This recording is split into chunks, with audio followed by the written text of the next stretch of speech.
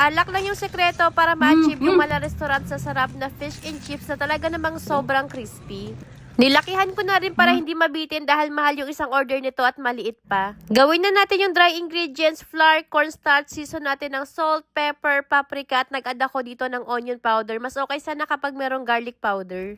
Haluin muna natin to at itabi muna natin para naman sa ating wet ingredients, dalawang 1/2 cup na all-purpose flour, 1/3 cup cornstarch, isang kutsarang baking powder, asin, paminta, tapos mag-add tayo dito ng garlic powder.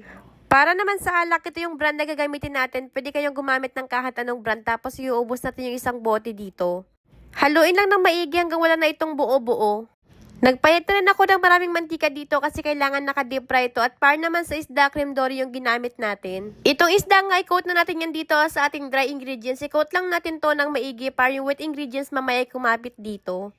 Ayan, kapag okay na to, i-shake mo lang tapos i-dip mo na dito sa ating wet ingredients. At kapag okay na yan, ilalagay mo na yan sa napakainit na mantika.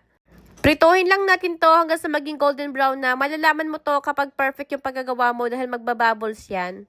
Katulad na lang nito, tapos baliktarin mo lang para kabilang side naman yung maluto at hanggang sa maging crispy na to, katulad niyan, pwede nang tanggalin. Para naman sa napakasarap na sausawan, maglagay tayo ng mayonnaise, Greek yogurt, relish pickles, mustard, season natin ng salt and pepper.